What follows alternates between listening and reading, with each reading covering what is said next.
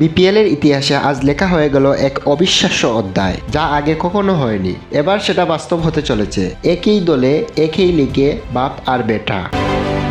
হ্যাঁ, ঠিকই শুনেছেন। বিপিএল শুরু হওয়ার আগেই নোয়াখালী এক্সপ্রেস তাদের দলে ফিরিয়েছে আফগানিস্তানের অভিজ্ঞ অলরাউন্ডার মোহাম্মদ নাবিকে।